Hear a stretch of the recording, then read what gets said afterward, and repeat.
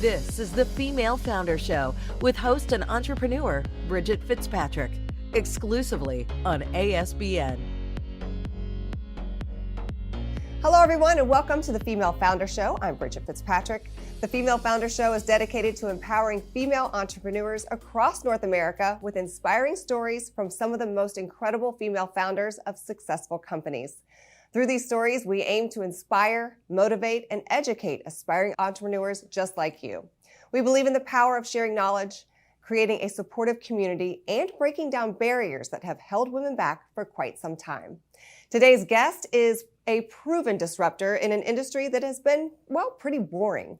She's taken the piercing industry by storm with her company Rowan and made piercing safe, fun, and celebratory.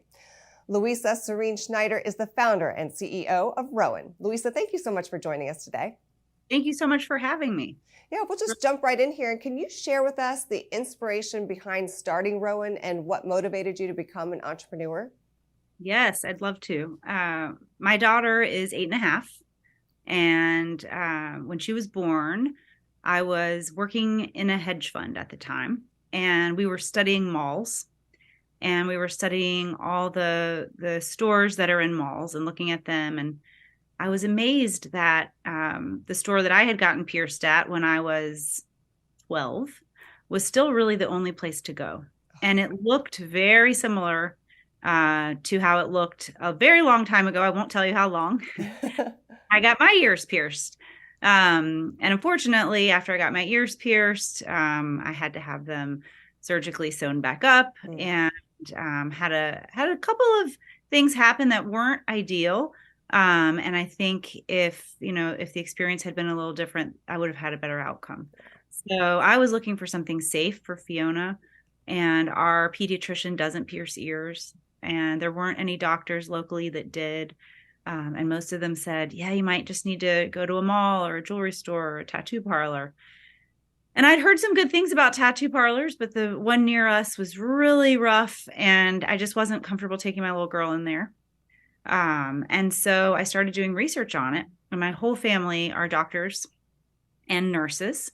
And a lot of my aunts said that, in fact, they had pierced ears for pediatricians' offices or at urgent care clinics when they worked there as nurses, and that they were very comfortable with needles, with sterility, with how to handle the anxiety that can come with it in an ear piercing, because there's oftentimes a lot of excitement, and then you get there and, oh no, I can't do it, right? I'm not going to do it. And that's hard.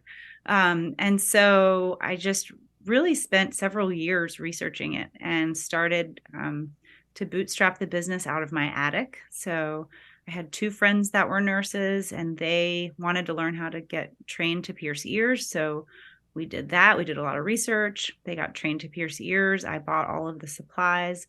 And we set up a concierge style business really out of my attic, where I would let people book appointments with our nurses. We would come and we would bring our materials. Everything was very clean and set up, but you'd have to get your kitchen really sterile for us, or wherever it was we were going to do the piercing at your home. But what we discovered is that people really wanted a nurse or a medical professional to do the piercing. And then they also wanted to call afterwards and say, hey, it's a little red or itchy, or when can I swim? Or when can I change these out? Because even if we'd told them at the appointment, there was so much going on, they would oftentimes forget. And I think that's one thing that Rowan really does well, is that we are there for you. So we're trying to be full circle, trying to reach out to you as you're doing the research. Most parents want to do some research. They want to know, is this place safe? Is it clean? Is it going to be fun and nice and celebratory? And so we really try to check all of those boxes with equal importance. And we have found a great product market fit where people are loving Rowan. And our nurses are loving doing the piercing and being a part of the community. Yeah, so now fast forward to today, and you have retail studios set up across the country. And how many of those do you have now?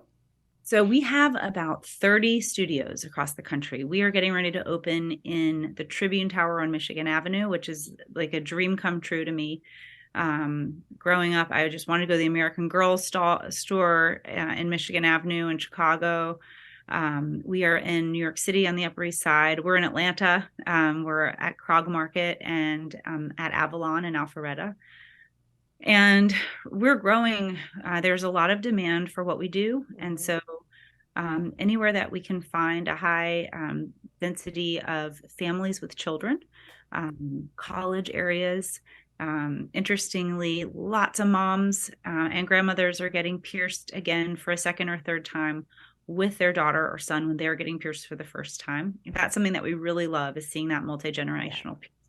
Definitely. Now, it's such a milestone. I think that if you talk to anyone, they can probably remember when and where they got their ears pierced. I was 5 years old. I remember it very vividly. I have a twin sister. She went with me, and she was screaming and crying, and it wasn't a great experience. So now, like today with Rowan, I have two granddaughters that went to a Rowan studio.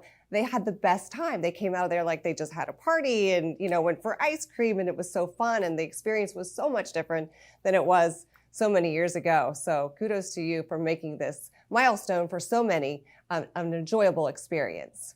Oh, that makes me really happy. Yeah. Thank you for sharing that. Yeah, that's the goal, is that whether it's a birthday party or you graduated from 6th grade or whatever the milestone might be, that you're able to do it and have a positive memory. Yeah, so exactly. Now, as a female founder, what were some of the unique challenges that you faced while building your company, and how did you overcome them? I can't even count how many challenges. It is, what I love about women is that we really love to help each other. But, it is hard. It is hard for us oftentimes to find the courage to go and do this. You might have an idea, but then you think, well, who am I to build it? What do I know about this? How am I going to get the money to do it?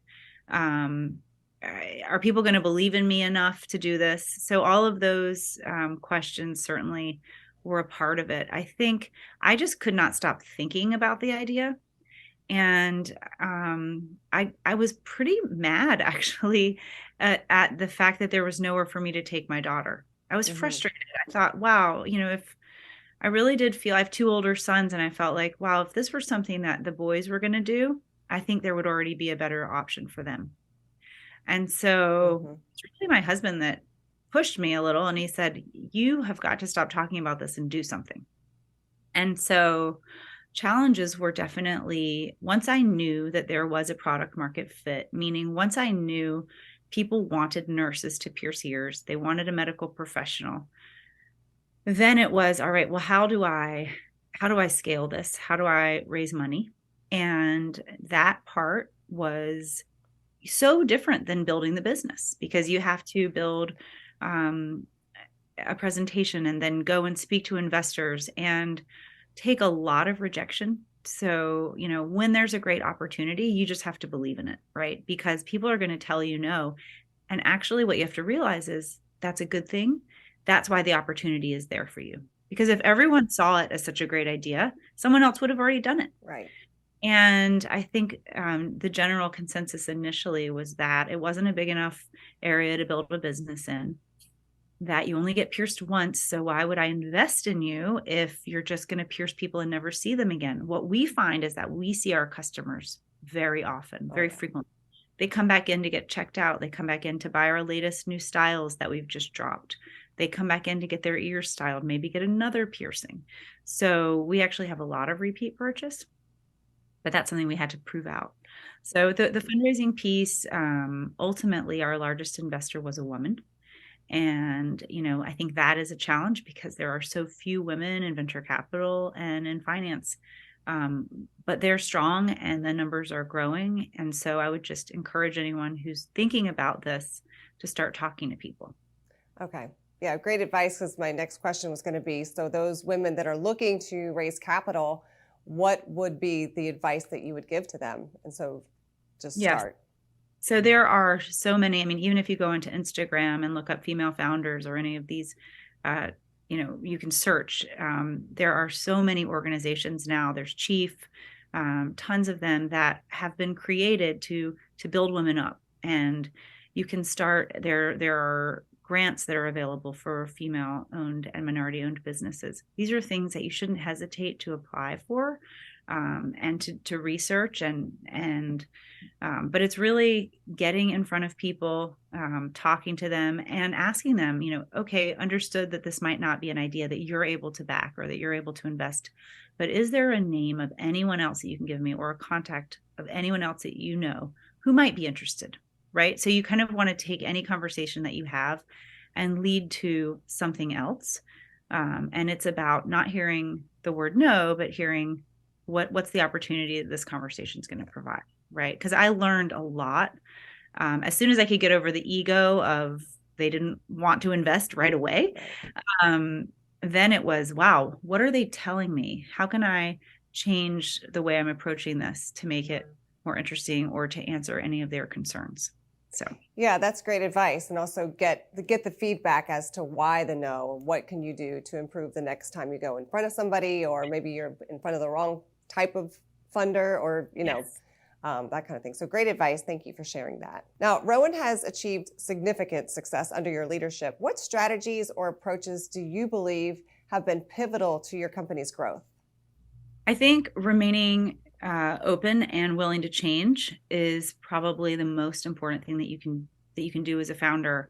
You really have to just keep going, and you need one core piece of the business that is true, or that is your North Star, because a lot of what you think the business is or what it will be is not actually what it will turn into, and may not actually be what's profitable or what resonates with the consumer. So for us, we had a very large partnership with Target.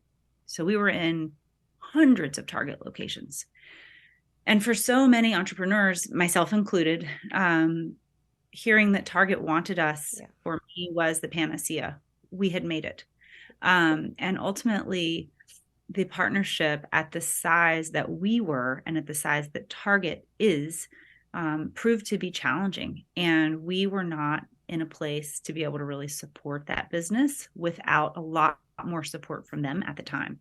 And so we ended up having to pull out of that partnership, and we had to pivot the whole business. And what we realized is that building a service in someone else's store is a hard thing to do. It's much easier to do it in your own store, right?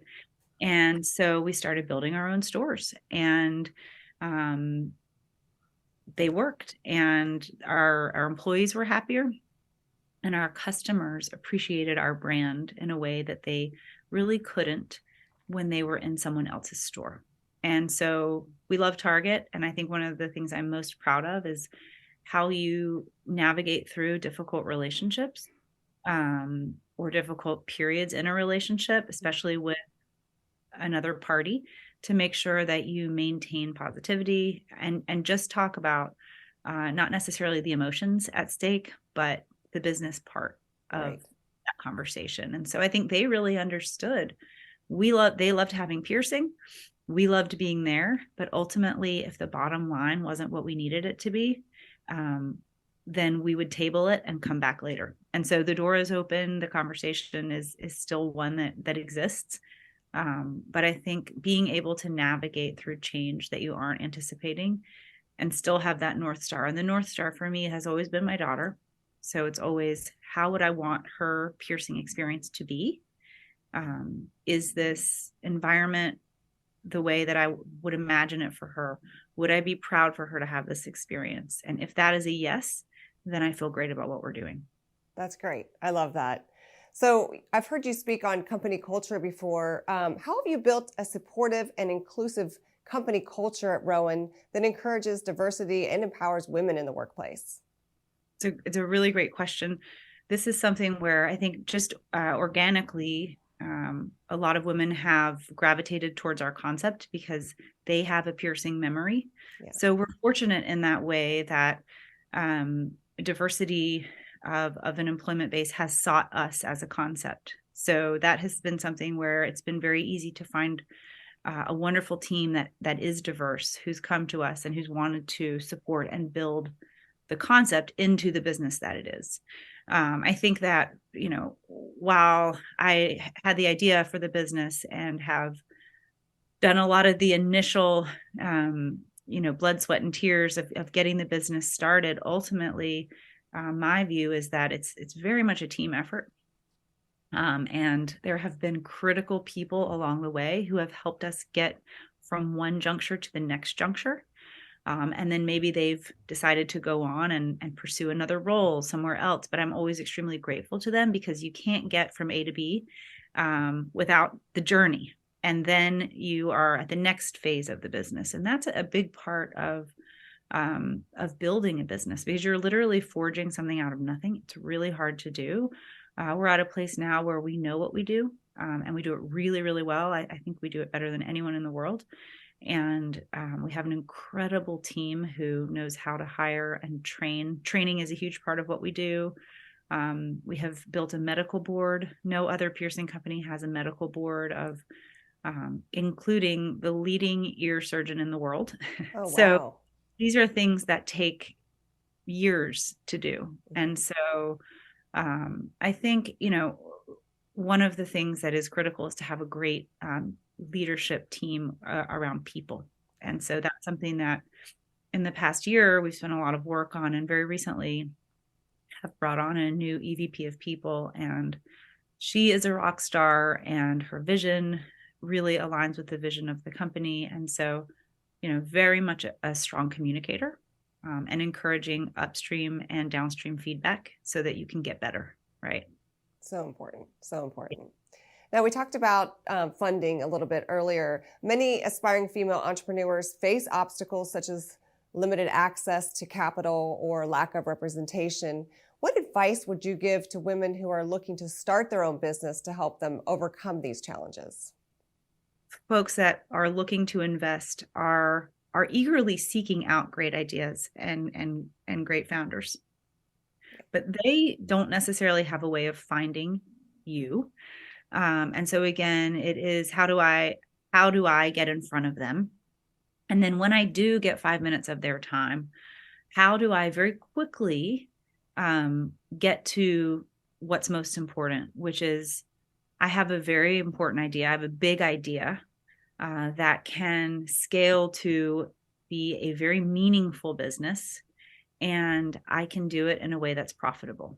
So I can take the dollars that you give me and I can turn them into a business that will continue to make money for you for a long time and for all the other shareholders, right? And so it's really understanding or finding a partner that can help you understand the unit economics of the business so that you can talk about the financials of it. That's really empowering. And I think sometimes that's intimidating. My background is finance, so I had that. But friends of mine who are very successful entrepreneurs that had a really different background, maybe they were in marketing or maybe they never worked in business at all, but they just had an idea. They've hired people. You really want to show that in addition to having this business model that can scale to be big enough to matter and can make money, that you have the ability to take it there, or that you know what you don't know, and therefore you can hire people to help you with that. Yeah, that's great advice. So many times women don't ask for help because they think they can do it all, or they feel like they should have to do it all. So great advice there. Ask for help. Yeah. More simply said. Yeah, right.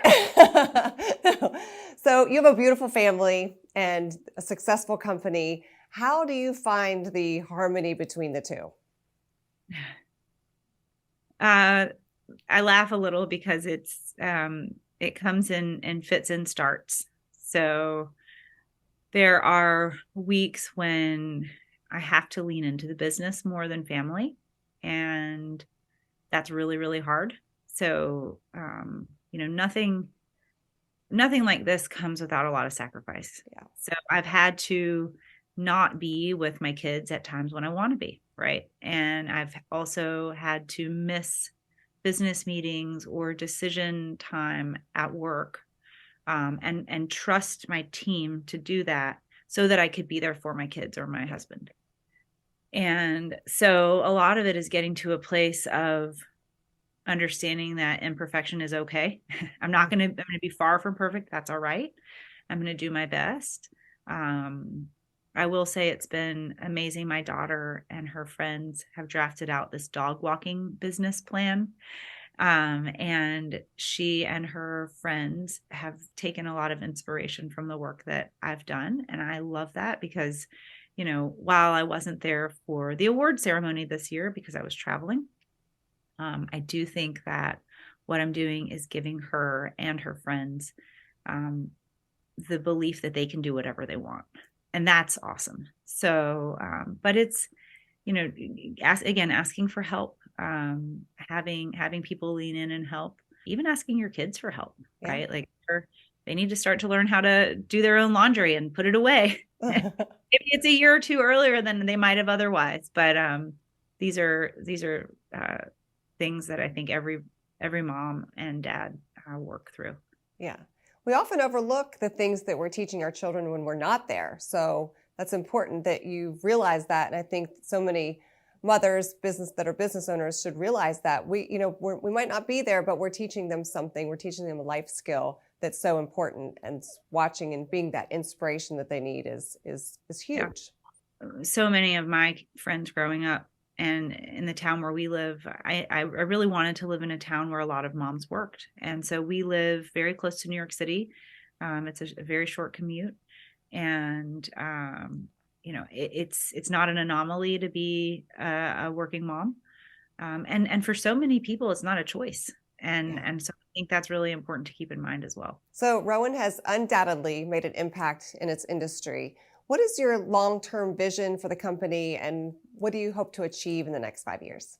The next 5 years are so exciting for us. So we've already mapped out growth for the next 18 months, really. We are expanding. There are new urban outdoor centers similar to Avalon, which we talked about earlier. There are high street areas like Michigan Avenue in Chicago. There are university towns. All of these areas are asking for a Rowan to come to them.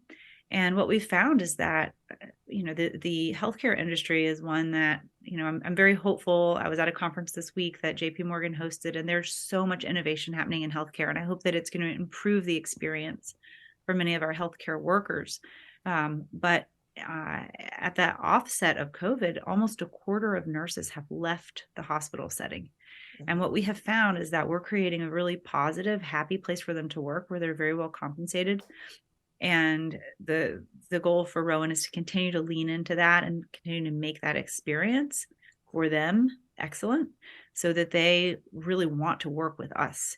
And so it's to build these great work opportunities and to grow our footprint. I see us as having hundreds of locations, if not potentially thousands, both U.S., domestic, and potentially internationally as well. That's awesome. I love hearing that. So you have a beautiful family, like we said, and a successful company.